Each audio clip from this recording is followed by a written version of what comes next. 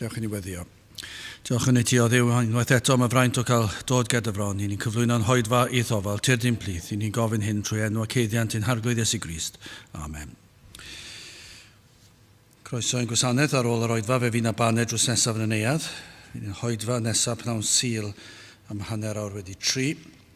Gwych atgoffa am y cerdia yma. Fydd yn sôn am y gwahanol cyfarfodydd sydd yn agosau ar un nesaf fydd y noson o Garolau am hanner awr 7 Rhagfyr y 5 yma yn y capel. Felly croeso i chi wahodd pobl i ddod fe fydd na gyfieithiad ar y pryd hefyd. Nawr wrth i ni gymryd y casgliad gen i aros ar ein heistedd i gael ni emyn rhif 40, Glân Geriwbiaid a Seraffiaid, emyn rhif 40.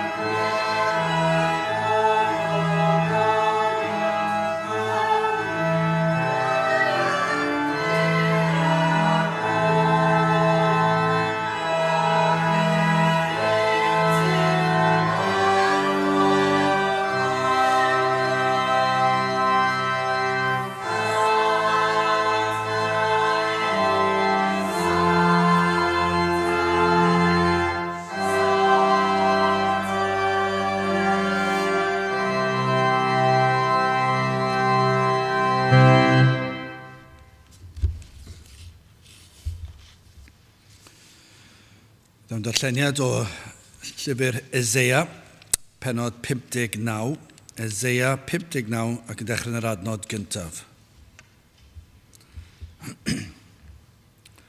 Wele, ni fyrhawyd llaw yr arglwydd fel na allo achub, ac ni thrymhaodd ei glistef fel na allo glywed. Eithir eich anwireddau chwi a asgarodd rhwng o chwi a'ch diw, a'ch pechodau a guddiasant ei wyneb oddi wrthych fel na chlywa. Canis eich dwylo a halogwyd a gwaed a'ch bysedd a chamwedd, eich gwefusau a dreithasant gelwydd, eich tafod a fyfyriod anwiredd, nid oes a alwo am gyfiawnder nac a ddadlau dros y gwirionedd, y maent yn gobeithio mewn gwagedd ac yn dywedyd celwydd, yn beichiogi ar flinder ac yn esgor ar ynwiredd. Wyau asp a ddodwasant a gweoedd y pricop a weant, yr hwn a fwyty o'i hwyau a fydd farw, a'r hwn a sathrer a der allan yn wyber, ei gweoedd hwy ni byddant yn wisgoedd ac nid ymddilladant a'i gweithredoedd, ei gweithredoedd ydynt weithredoedd anwiredd a gwaith trawster sydd yn ei dwylo. Ei traed a redant i ddrygioni a hwy a frysiant i dywall gwaed gwirion, ei meddyliau sydd feddyliau anwyr, distriw a dinistyr sydd ar ei ffyrdd hwynt. Ffordd heddwch nid adweinant, ac nid oes gyfiawnder yn ei llwybrau, gwneithant iddynt lwybrau ceimion, pwy bynnag a rodio yno, nid edwyn heddwch. A byddai bendith Duw ar ei air y sanctaidd Dduw. Gadewch ni nawr droi at ein harglwydd mewn gweddi. Diolch yn ei ti unwaith eto o Dduw am y fraint o cael dod ger dy fron ac yn dod trwy enw a thrwy heiddiannau dy fab a'n gwaredwr yr arglwydd Iesu Grist. Ac ni yn diolch am y cyfle unwaith eto i cael dod i ti, i alw arna ti, i geisio dy wyneb, i gannu dy glodydd ac yn gofyn o Dduw y bydde di yn ein helpu ni, yn ein nerthu ni, yn ein gwendid, yn ein cyffesu o Dduw ein bod yn gallu dod i ti hyd yn oed, heb yn baratoi yn iawn. Nad ydyn ni wedi dyrchafu'n llygaid tuag at y mynyddoedd o'r lle y daw ein cymorth. Ac yn gofyn i ti o Dduw i faddau ni, nad ydyn ni wedi dod yn y ffram cywir o feddwl, yn yr ysbryd cywir. Mor aml i ni'n llawn o bethau'r byd a phroblemau'r byd a phrysurdeb y dydd hyd yn oed yn gwneud pethau sydd yn dda yn dolwg di. Ac eto Dduw, dydyn ni ddim wedi aros ac ystyried yr hyn i ni yn ei wneud, ein bod wedi dod i ti, i geisio dy wyneb, i ddyrchafu dy enw. Ac o Dduw, ni'n gweddio felly, bydde di yn dod lawr i'n plith, gad i ni deimlo dy bresenoldeb yma yn ein plith ni. Gad i ni fod yn ymwybodol dy fod ti ar waith, fod y ysbryd wedi cael ei dywallt ar y lle yma. A fod y fath bresenoldeb o Dduw, nid yn unig y byddwn ni'n gallu tystio dy fod ti yma gyda ni. Ond o Dduw, i'r rhai sydd yn gwrando yn gallu tystio dy fod ti yma gyda ni oll.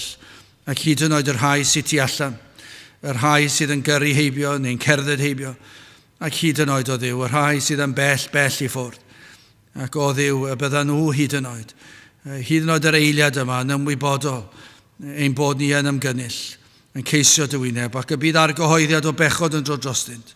Ac nad ydynt wedi dod i ti ar dy ddydd, nad ydynt wedi dod i geisio dy wyneb di, o Dduw, yr wyt ti yn abal i wneud yr hyn oll, yr wyt ti'n abal i beri y fydd dysbryd ar waith yma ac ar hyd a lled ein gwlad ni a gwledydd y byd.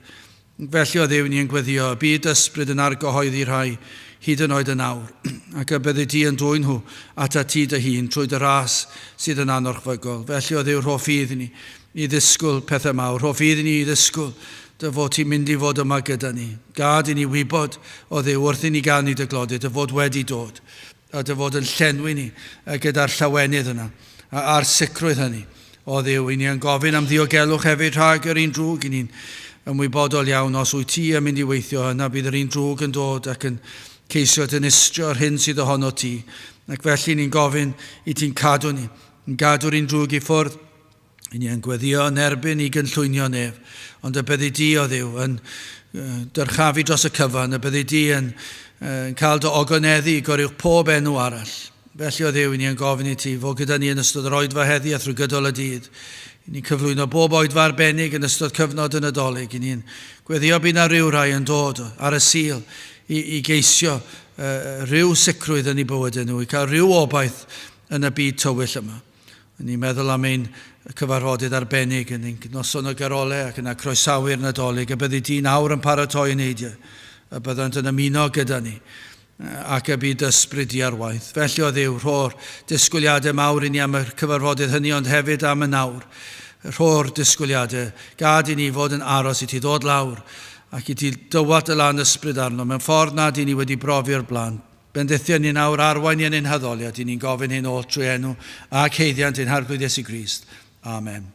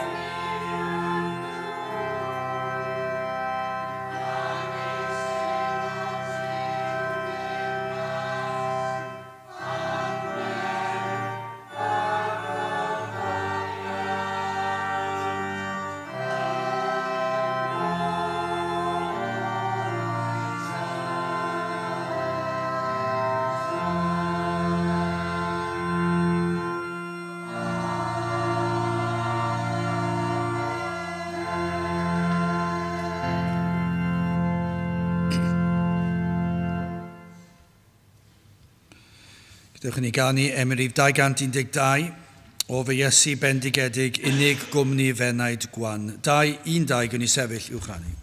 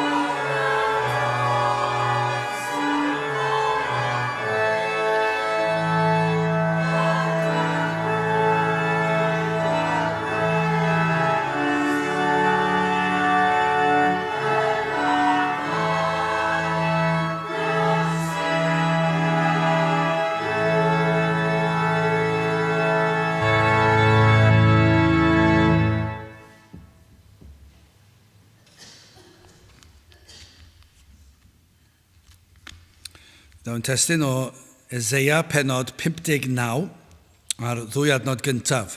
Eseia 59 ar 2 adnod gyntaf. Wele, nifer hawyd llawer arglwydd fel na allo achub, ac ni thrymhaodd ei glistef fel na allo glywed.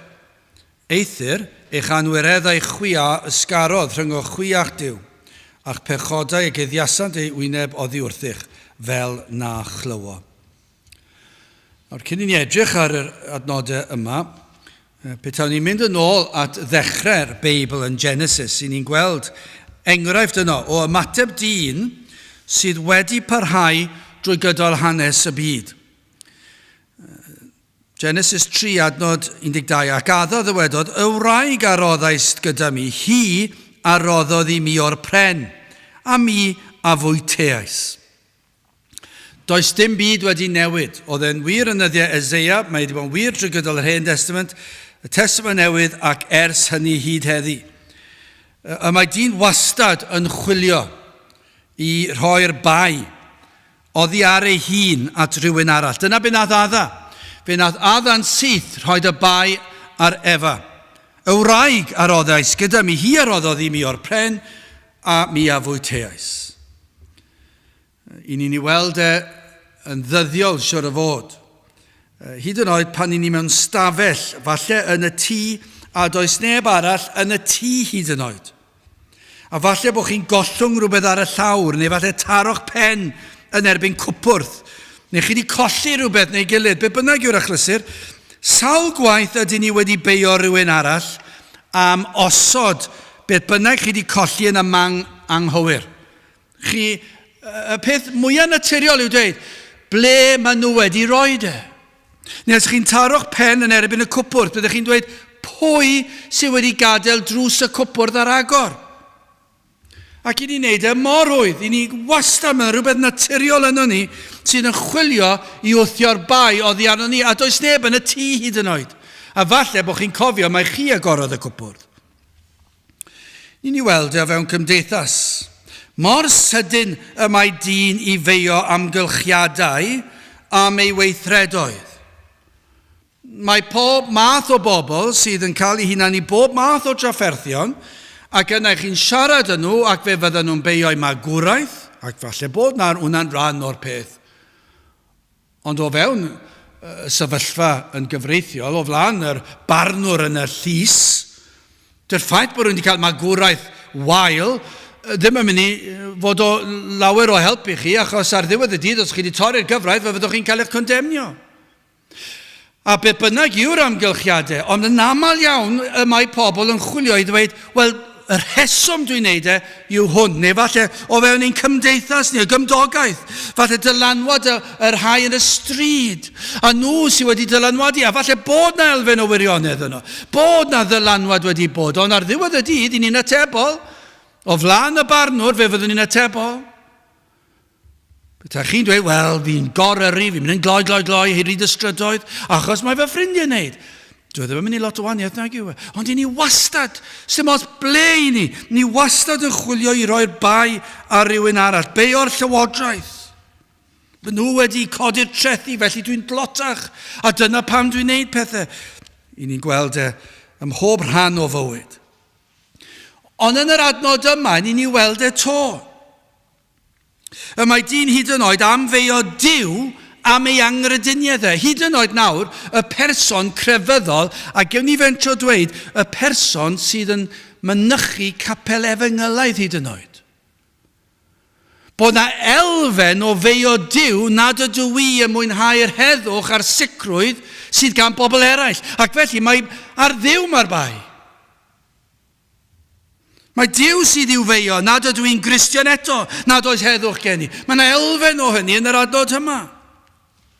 Wel ni fyrhaodd llawer arglwydd, fel na allo achub, ac ni thrymhaodd ei glistef, fel na allo glywed. Mae yna elfen bod yna rhyw gwyn wedi bod, fel petai llawer arglwydd yn fyr, neu glist yn fyddar, a mae fai wedi'r cyfan.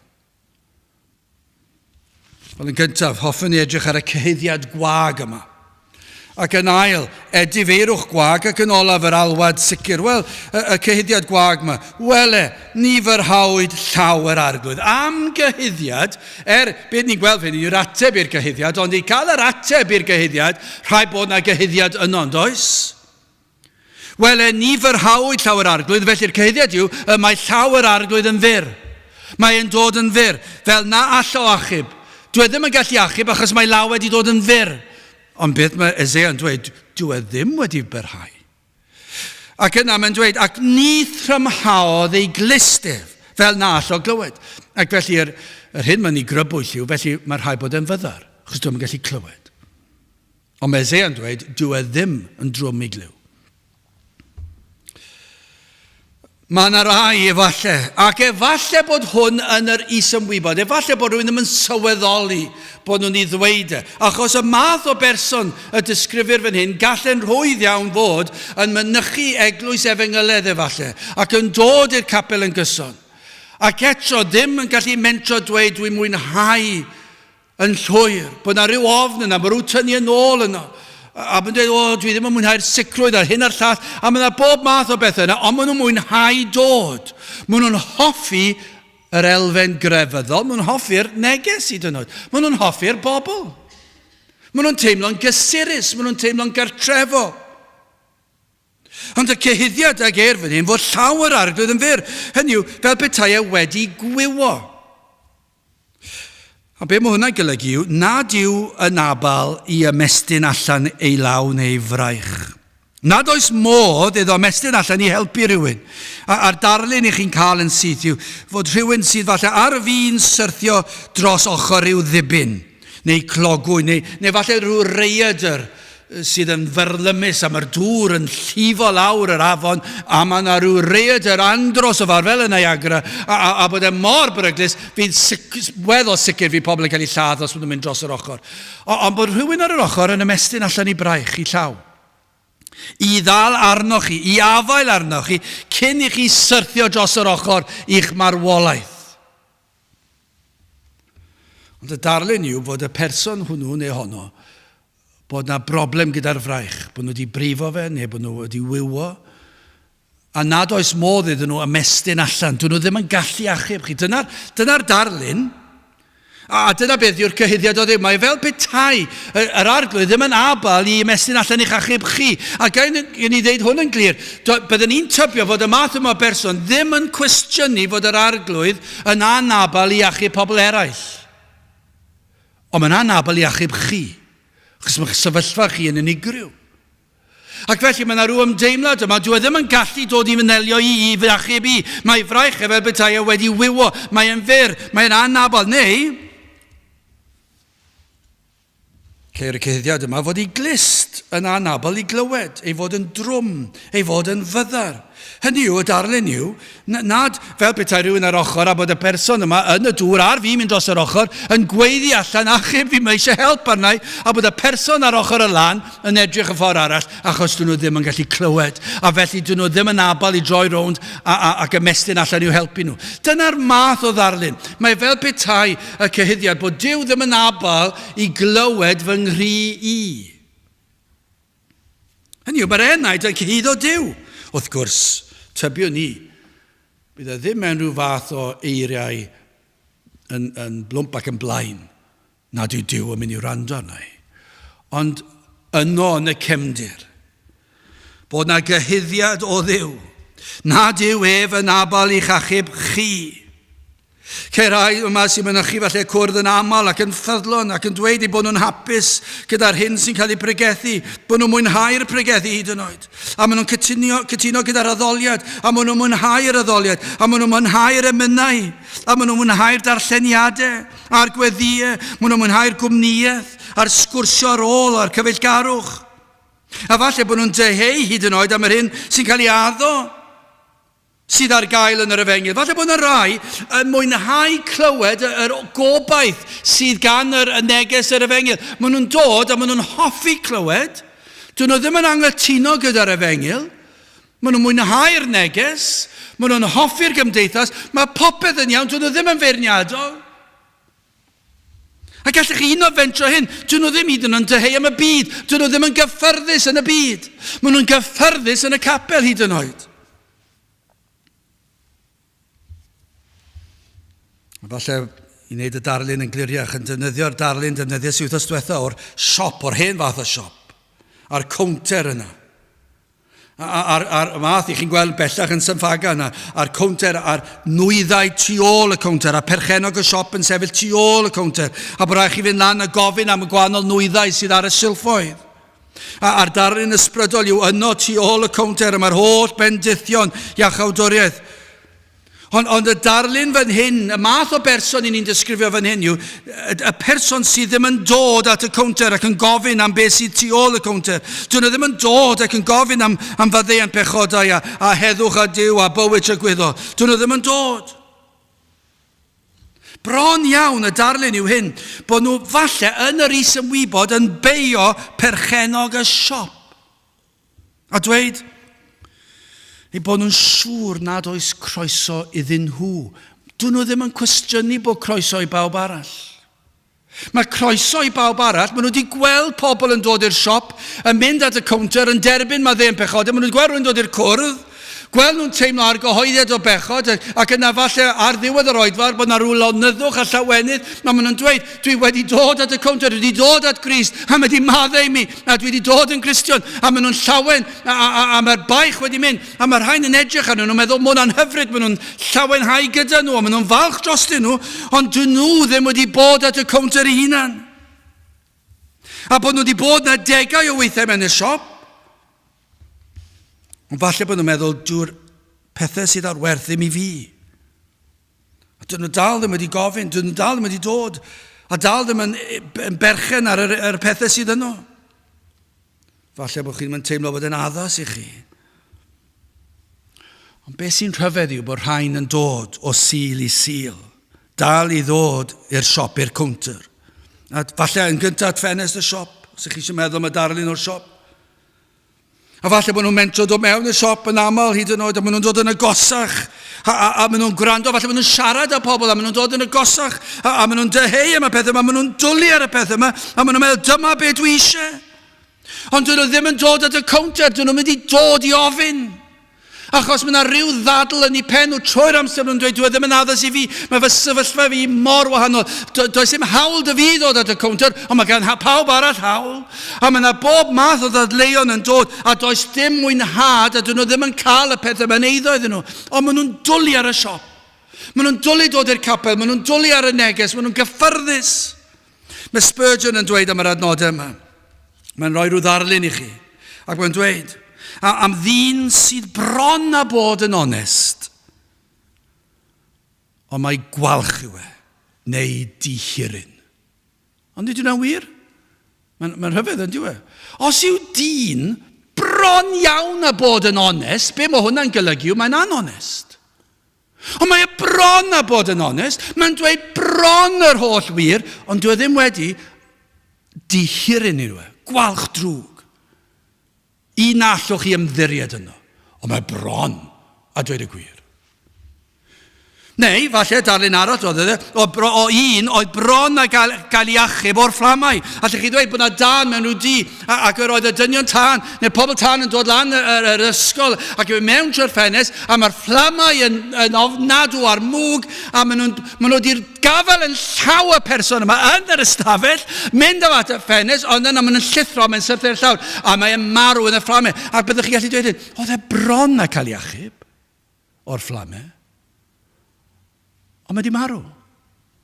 Dyw bron cael eich achub o'r fflamau ddim yn ddigon da. Dyw'r teulu ddim yn mynd yn hapus, oedd y bron a cael ei achub, oedd yna'n waith bron iawn, chi meddwl mor agos. Neu rhywun sydd bron a gwella o afiechyd. Os ych chi bron a gwella o'r afiechyd, be mae'n golygu chi dal yn sal. Da I ofyn, os yna rhywun sydd yn euog o feddwl fel hyn, nad ydych chi'n mwynhau llawenydd yr efengil. Nad oes ganddoch chi'r heddwch, y sicrwydd cadwadigaeth yma. Ni ddim yn gofyn I chi os ych chi'n mwynhau dod. Dydyn ni ddim yn gofyn I chi os ych chi'n gyffyrddus yn dod. Dwi'n cofio'n aml pan yn y coleg yn meddwl bydd yna rai oedd yn ymuno gyda ni fel Cristnogion yn teimlo'n saffach gyda Cristnogion gan nad oedden ni'n mynd allan I feddwi ar y penwythnos. A doedden nhw ddim eisiau gwneud hynny. Ac felly oedd e'n saffach iddyn nhw ddod â ni. Ac yn mwynhau cwmniaeth oedd yn hyfryd.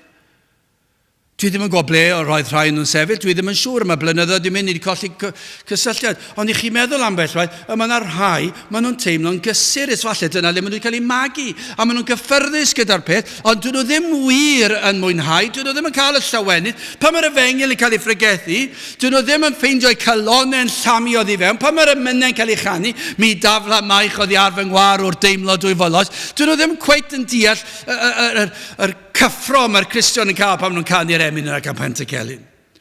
Mi fydd pob Cristion pan nhw'n canu mi dafla maich oddi ar fy ngwar o'r deimlo dwyfo loes. Euogrwydd fel mynyddoedd byd dwi'n ganu wrth y groes. O, mae'r Cristion, na pam mae'n un o'r emynau gorau fi oedd erioed, achos mae'n dyrchafu'r Cristion. Pam? Achos mae'n gwybod beth yw cael baich, a mae'n gwybod beth yw Iesu Grist yn maddau'r pechod yna, a tynnu'r baich oddi arno fe. Ond mae'r person ni'n sôn am fan hyn, maen nhw'n hoffi'r do, maen nhw'n hoffi'r geiriau, ond dwi ddim yn ei llenwi nhw gyda rhyw gyffro. Chos dyn nhw ddim wedi dod at y counter. Chos dyn nhw'n meddwl bod yna groeso iddyn nhw. Dyn nhw ddim yn cwestiynu bod yna groeso I bawb arall. O, na. Dyn nhw ddim yn amau fe I bawb arall. Ond I fi o bawb. Chi'n gwybod be fi fe? A pob math o bethau. Yr hyn sydd yno fo, chi'n teimlo fod braich yr arglwydd yn fyr. Yn eich sefyllfa chi hynny. A bod ei glistef yn fyddar yn drwm yn eich sefyllfa chi hynny yw.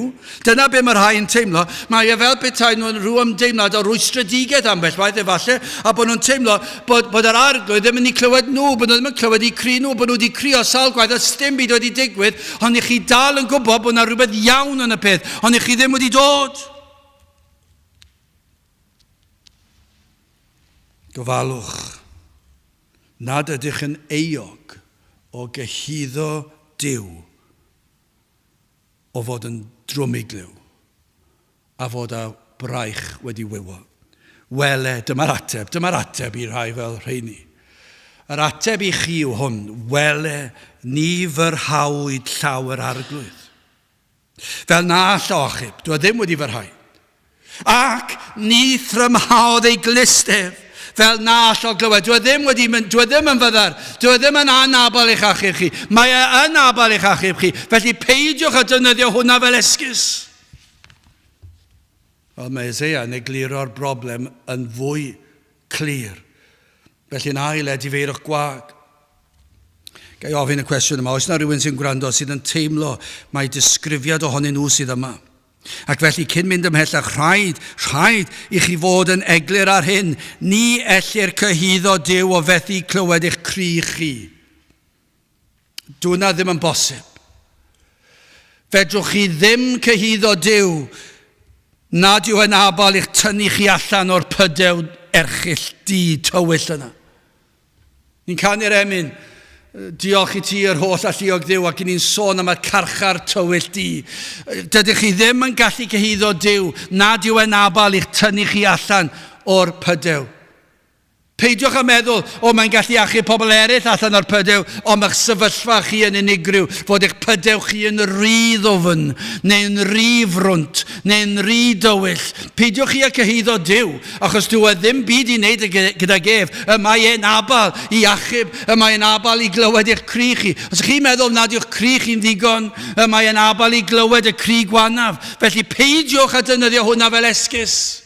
Felly mae yna broblem arall yn does? Felly os nid Duw sydd ar fai, beth yw'r broblem? Pam fod na rai sydd ddim yn mwynhau bendithion yr efengil? Pam fod na rai sydd ddim yn dod at y counter? Pam fod na rai sydd ddim yn gallu dweud fy mod I yn blentyn i'r arglwydd a phwyso nhw, ond maen nhw'n dweud bod nhw eisiau, ond dyn nhw ddim yn mwynhau. Beth yw'r rheswm am hyn? Felly yn amlwg y man cyntaf sydd rhaid I ni gyfeirio ato yw hyn, yw chi sydd ar fai. Peidiwch da chi a beio Duw. Mae eich bai chi yw nad ydych chi wedi dod. Nid bai Duw sydd yn holl alluog, sydd wedi cynllunio achubiaeth dyn, cynllunio'r byd. Mae Duw wedi trefnu ffordd I achub gwael colledig eog ddyn cyn i'r byd cael ei greu. Ac os yw Duw yn holl alluog, nid yw ei fraich yn dod yn fyr, a nid yw ei glistau mynd I fod yn fyddar.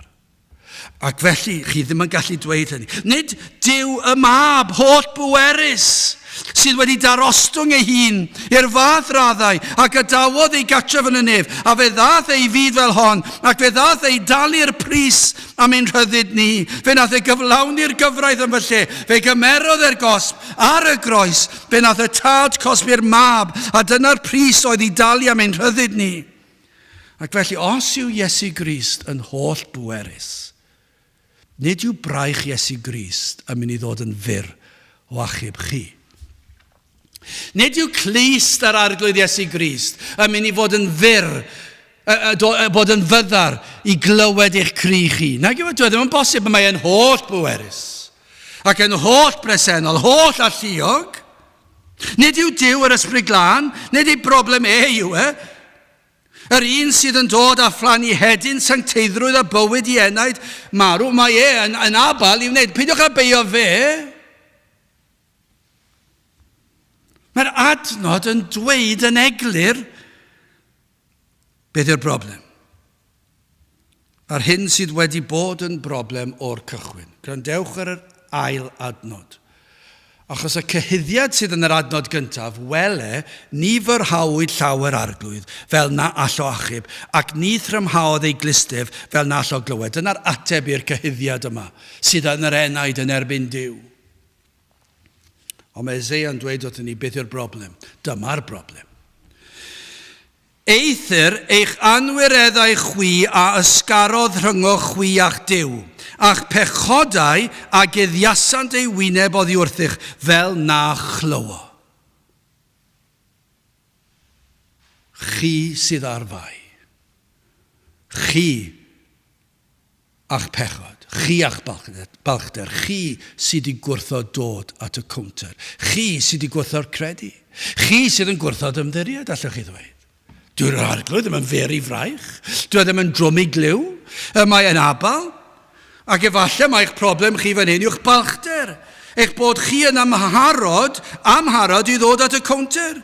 Neu yn y darlun ysbrydol yw chi'n gwrthod dod at droed y groes. Eich bod yn ddigon parod edrych ar y groes, a chi'n cytuno gyda'r groes, i chi'n edmygu'r groes, ond nid ydych am ddod yn yr un modd â phawb arall.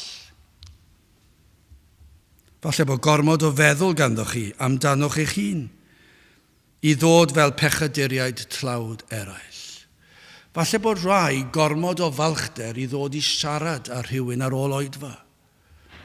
Efallai bod rhai yn gormod o ofn i ddangos rhyw emosiwn, a dyn nhw ddim eisiau cyffesu. Dyn nhw ddim eisiau dod a dweud fy mod i fel pobl eraill yn dod fel hyn, ac felly maen nhw'n gwrthod dod yn yr un ffordd. Mae yna rai yn meddwl felly yn does.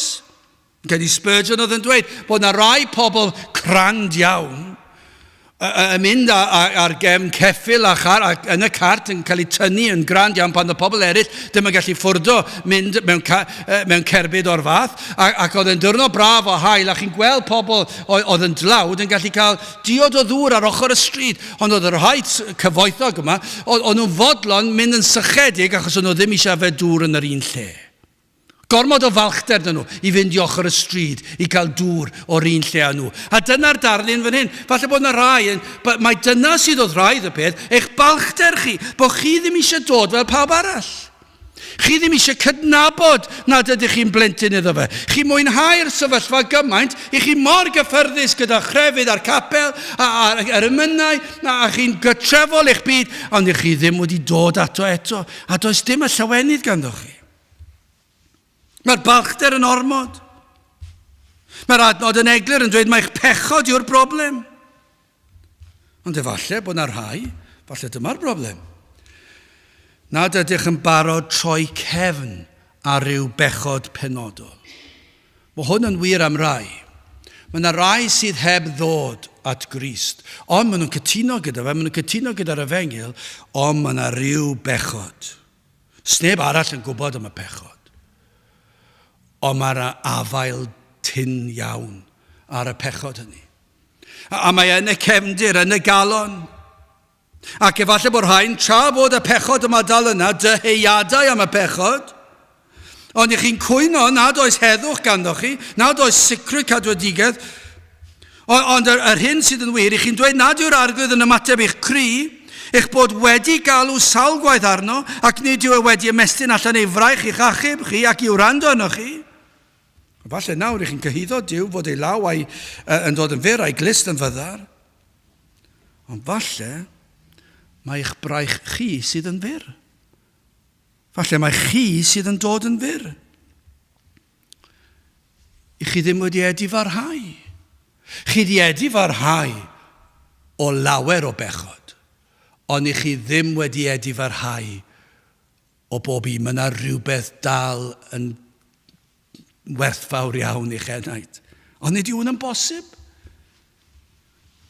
Efallai bod yna rhain cyffesu pechodau i chi wedi wneud, ond nid yr holl pechodau. A falle bod chi'n cyfiawnhau'r pechod arall, ac i chi'n dod yn fyr, a chi ddim yn dod yn llwyr waglaw a droed y groes, i chi'n dod gyda rhywbeth, i chi'n falch ohono, falle mai dyna beth yw e, i chi ddim wedi edifarhau o'ch gweithredoedd da chi. Chi dal yn llawn balchder, i chi dal ddim wedi cael eich darostwng, i chi ddim yn dod yn waglaw, ac i chi dal i feddwl bod yna rhyw fath o ddaioni amdano chi, i chi yn berson balch yn y bôn, ond i chi'n hoffi'r efengyl, ac i chi ddim yn mwynhau gwir lonyddwch yr efengyl, achos i chi'n dal yn dyn a rhyw bechod neu gilydd, a rhyw falchder, a rhyw weithred, neu rhywbeth i chi ddim am i neb glywed amdano. Hynny yw bod yna rhyw gariad tuag at rhyw bechod cuddiedig dal yn eich calon. Falle bod chi ddim yn wneud dim mwy, ond i chi dal yn ei gariau. Dydych chi ddim wedi ysgaru eich hun o'r pechod honno, ac i chi dal i feddwl a breuddwydio amdano. Falle bod chi'n feirniadol efallai o ddisgwyliadau sydd arnoch. Mae hwnna gallu bod yn wir. Ac efallai ar yr adegau hynny chi'n hapus yn y capel, ond mae yna adegau, mae yna bregethwr efallai yn cyffwrdd ar ryw bwynt sydd yn neud i chi deimlo'n anghyffyrddus, yn anghysurus, Chi'n gwybod mae wedi taro'r hoelen ar ei phen. Mae wedi taro rhyw nerf. A mae'n brifo. A chi ddim yn fodlon gadael y pechod honno o'i fynd. Chi ddim yn fodlon edifyrhau o'r pechod yna. Chi'n fodlon edifyrhau o bopeth arall, y pethau hawdd, chi'n meddwl. Sa eisiau'r byd, felly na edifyrhau o'r pethau yna. Ond mae yna rhywbeth i chi'n dal ymlaen ato. Ac i chi'n cwyno bod dim heddwch da chi. Falle bod chi'n dweud bod yr efengil, math yna efengil yn rhy eithafol. Does dim disgwyl chi'n dweud troi cefn ar y byd a'i bleserau i gyd, a fod hyn yn rhy llym, a felly chi'n dweud dwi'n licio'r math na, ond dwi'n licio popeth arall. Dwi'n gyffyrddus a phopeth arall. Gai ofyn i chi, ydych chi dal i gyfiawnhau rhai o'ch pechodau o'r gorffennol? Os yna rai o'r pethau roeddech chi yn i'w wneud, i chi dal i gyfiawnhau nhw ac yn dweud, dyma pam nes i nhw. A'r hyn i chi'n euog ohono yw bod chi ddim wedi edifyrhau. Chi dal i afael ar eich pechod. Ond hefyd ar yr un amser, chi ddim yn mwynhau heddwch a'r sicrwydd cadwadigedd. Chi ddim wedi dod at y counter. Chi'n teimlo na, dwi ddim eisiau gadael hwnna i fynd yn llwyr. A mae yna rhyw rwystyr. Jeremia 5:25, eich anwireddau chwi a droes heibio y rhai hyn, a'ch pechodau chwi a ataliasant ddaioni oddi wrthych. Mae'ch pechodau yn atal daioni. Dyna be mae'n neud, mae'ch pechod chi yn atal yr heddwch. Chi ddim wedi dod yn waglaw, chi ddim wedi cyffesu'ch pechod. Chi dal i afael yn dyn ar rhywbeth ac chi'n cwyno bod Duw ddim yn eich clywed chi, ond chi'n gwybod yn yr is ymwybod fyddwch chi'n ymwybodol yna. Dwi ddim eisiau gadael fynd ar hwnna ac felly o'i herwydd ydych chi ddim yn mwynhau gwir heddwch a Duw. Efallai nad ydych wedi gweld gwir gyflwr eich enaid a cheiddiant. Mae yna rhai yn y cyflwr yma yn gwybod am ryw bechod, ond yn aml yn parhau ynddo. A'i gyfiawnhau, ac yna'n cyhyddo Duw, na Duw yn rhoi'r heddwch i chi yn ei ddeheu amdano. Ac mae ei fai ewe yn y bôn. Fod ei fraich yn dod yn fyr, a'i fod ei glist yn fyddar. Mae'n rhyfedd yn diwedd, sut i'n gallu troi'r peth o gwmpas. A dyna'r broblem. A mae fel y tragedy o'r mwyaf, bod rhai'n gallu bod yn rhan o eglwysi, a maen nhw'n hapus i byd yma i bwynt, ond dyn nhw ddim yn mwynhau gwir lonyddwch a gwir lawenydd, a dyn nhw ddim yn llwy'r bwyso, achos dyn nhw ddim wedi dod at y counter eto. Maen nhw bron yna, ond os ych chi bron yn gadwedig, ych chi'n golledig. A dyma'r darlun fwyaf trienus, a'r lle sydd angen i chi ddod o'r Duw wedi'w sylweddoli hyn, peidiwch a cyhyddo Duw o fod yn fyr. Mae e'n ymestyn allan ei fraich, mae'n eich gwahodd i ddod ato. Os ych chi'n flinderog, dewch at Grist. Dyna'r gwahoddiad. Mae yno i bob math o bobl. A mae yno i chi nawr. Ac os ych chi'n mynd i adael yr oedfa hon, dal heb ddod ato eich bai chi yw e. Nid bai yr arglwydd. Wel, yn olaf yn drydydd, mae yna alwad sicr. Wel ni fyrhawyd llaw yr arglwydd, fel na allo achub. Ni thrymhaodd ei glistef, fel na allo glywed. Am alwad. Wele. Yn yr gair cyntaf o'r benod, wele. Be mae hwnna'n golygu? Mae wele yn dweud gwrandewch ar yr arglwydd. Peidiwch a chwestiynu nerth a thrigaredd a chariad yr arglwydd dim mwy. Dyna be mae'r adnod na'n golygu. Dyna beth oedd Eseia'n dweud. Dyna beth i ni'n dweud oeddech chi nawr. Dyna beth i ni'n dweud os oes yna rhywun sydd yn gwrando, sydd yn mwynhau yr efengil, ac yn mwynhau dod i'r capel, ac yn gyffyrddus gyda Christnogion. Ond maen nhw'n deheu am gael be mae pobl eraill yn cael. Ond i chi'n llawn resymau pam nad ydych chi yn dod a phwyso arno. Ond gai roi rhybydd i chi. Os nad ydych chi'n pwyso arno chi arno fe, chi'n golledig. Os nad ydych chi wedi dod at Grist, yna chi'n golledig. Sdim os sawl gwaith chi wedi dod i'r siop. Sdim os sawl gwaith chi dod trwy'r drws, dim os sawl gwaith chi dod at y counter, os nad ych chi dweud, o Grist, rhoi mi faddeuant pechodau, maddau mi, a'r popeth yng Nghrist, yna chi'n golledig. Mae'n ddigon rwydd, sy'n os pa mor gryfyddol i chi, sy'n os pa mor neis i chi, sy'n os faint i chi'n hoffi'r ymynau, i chi dal yn golledig, a'r bai yn llwyr arno chi, achos chi'n dal nôl ar rhywbeth, i chi'n gwrthod pwyso arno ef. Mae Isaiah'n dweud, wele, edrychwch a gwrandewch da chi. Stopiwch y lol yma o esgusodi chi'n, stopiwch yr cyhyddo Duw o fod ar fai. Dewch ato. Bob tro mae enaid yn gadael oedfa, heb bwyso'r Grist, eich bai chi yw yn llwyr. Peidiwch a dweud, wel, mae'n etholedigaeth a rhagluniaethau, dim hwnna gyd yn wir, ond nid eich lle chi yw dadlau hynny. Mae Isaiah'n dweud yn blwmp ac yn blaen, wele, ni fyrhawyd llaw yr arglwydd, dim i fai ei yw e. Ni thrymhaodd ei glistef fel na allwch glywed, nid ei glistiau sydd ar fai. Mae'n emyn. O, am gael ffydd i edrych gyda'r angylion fri, i drefn yr iachawdwriaeth, dirgelwch yn ddisi, dwy natur mewn un person yn anwahanol mwy, mewn purdeb heb gymysgu, yn berffaith hollol trwy. O, fenaid gwel a ddasrwydd y person rhyfedd hwn. A dyma'r linell. Dy fywyd mentra arno, ac arno rho dy bwn. Mae'n ddyn i gyd ymdeimlo, a'r holl wendidau i gyd, mae'n ddiw i gario'r orsau a'r ddiafol cnawd a byd. A be mae'r ymenydd yn dweud yw hyn? Mae fel Isaiah, mae bron iawn fel Isaiah, mae'n dweud wele. Dyna be mae'r ymenydd yn dweud wele. O fenaid gwel, edrycha ar y ddasrwydd y person rhyfeddol, edrychwch ar Grist, dyna be mae'n dweud. Edrychwch, a wedyn mae'n dweud, dy fywyd mentra arno, ac arno rhod y bwn. Tyrd ato, pwys arno. Y darlun fel bethau hyn, ewch at y counter. Ewch at Grist. Ewch yn waglaw.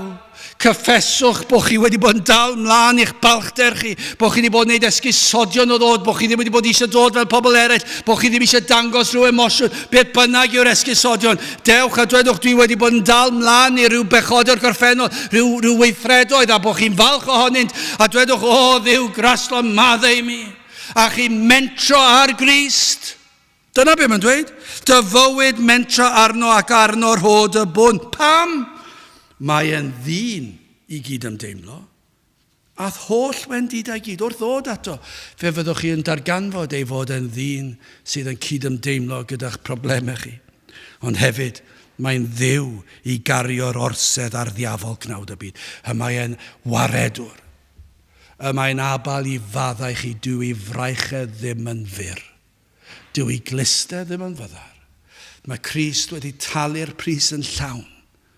A mae'n abal i'ch achub chi. A felly dyma be mae Isaiah yn dweud, dewch yn llwyr waglaw. Dewch a chyffesu eich pechod. Edifarhewch, trowch i ffwrdd o'r byd a'i bethau, trowch o'ch balchder, trowch, edifarhewch o'ch daioni chi. Trowch o pa mor neis i chi. Trowch, edifarhewch o'ch crefydd chi. Mae'n anhygoel yn diwedd. Edifarhewch o pa mor grefyddol chi di bod. Edifarhewch bod chi wedi bod yn mynychu yr ysgol Sul trwy gydol eich plentyndod a dal i fynd i'r cwrdd ar ôl hynny.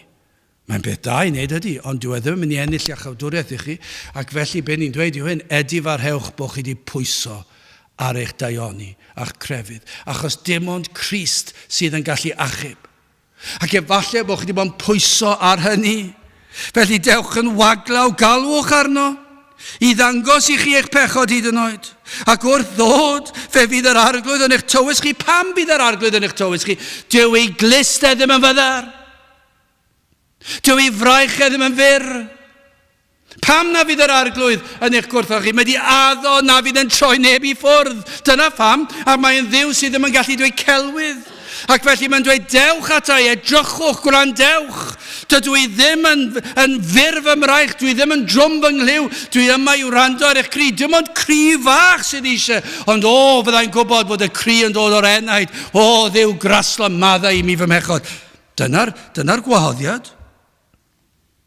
Isaiah 65:4. A bydd cyn galw ohonynt I mi ateb, ac a hwy eto'n llefaru mi awrandawaf. Mae'n anhygoel yn be mae Isaiah yn dweud. Pan fyddwch chi'n dod yn waglaw, hyd yn oed cyn I chi gyrraedd, mae yna groeso. Cyn I chi alw, mae di clywed chi. Dyna pa mor dda yw cliw yr arglwydd. Mae yn eich clywed chi cyn I chi alw arno. Dyna pa mor bwerus yw, mae'n ymestyn allan I fraich i'ch achub chi, cyn I chi syrthio hyd yn oed, cyn I chi ddod at y man. Dyna'r addewid, bydd cyn galw ohonynt I mi ateb, a hwy eto yn llefaru mi awrandawaf. Dyma sydd yn wir o'r sawl sydd wedi gweld ei pechod, a sydd ddim am afael ymlaen yn dyn ar ei pechod, sydd am ffoi am ei heiniwys o'i pechod. A sawl sydd wedi gweld, mae un lle sydd I ddelio ar faich drom hon, sef troed y groes. Lle mae'r un gyda'i ddwylo pur ar led. Lle mae'r un wedi marw yno yn ei lle, a'r gwaed yn llifo mwyn golchi pob staen pechod I ffwrdd. Ac wrth ddod at y fan honno'n llwyr ddaros tyngedig a gwaglaw. Yr hyn oll y mae'r tad yn ei roddi mi a ddaw ata fi, ar hwnna ddel ata fi, nisbwriaf ef allan ddim. Mae'n anhygoel yn diwedd, mae mor amlwg. Ond mae'n hyfedd yn diwedd, a ydych chi yn eog o gyhyddo Duw pam nad ydych chi wedi dod. A ydych chi yn chwilio am resymau pam does dim heddwch da chi. Pam na fedrwch chi ddweud dwi'n eiddo iddo, fel wedwn ni wythnos diwethaf, mae rwy fi yn eiddo iddo ef, a mae e'n eiddo I mi. O chi ddim yn teimlo bod chi'n gallu dweud hynny, pam achos chi'n mynd I dod at y counter? Pam falle bod chi'n dal mlaen I ryw bechod, neu ryw falchder, neu ryw weithred, a chi ddim wedi dod, a does dim gwir lawenydd yr efengil yna. A'r cyhyddiad yw hyn, bod chi wedi bod yn cyhyddo Duw o fod yn fyr I fraich ac yn drwm I gliw. Wel, grandewch ar hyn, dyma I chi rybydd, reit ar ddiwedd yr oedfa. Dyma'r addewid I chwi. Ni fyrhawyd llawer arglwydd, fel na llochib, ac ni thrymhaodd ei glistef, fel na allo glywed. Gadewch I ni weddio.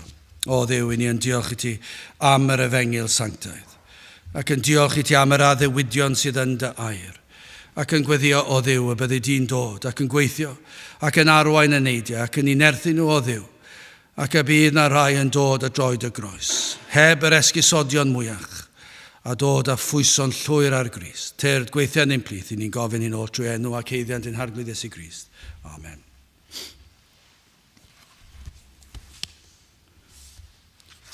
Gydwch ni'n ganu'r emyn honno I orffen 169 o am gael ffydd I edrych gyda'r angylion fri I drefn yr iachawdwriaeth dirgelwch ynddi sy'n.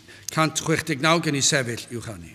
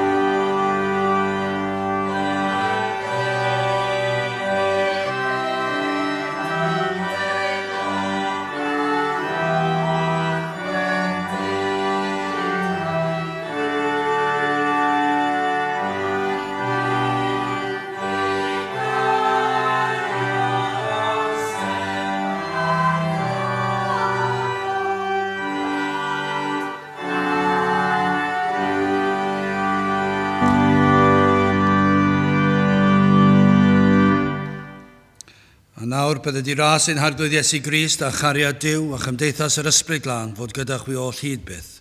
Amen.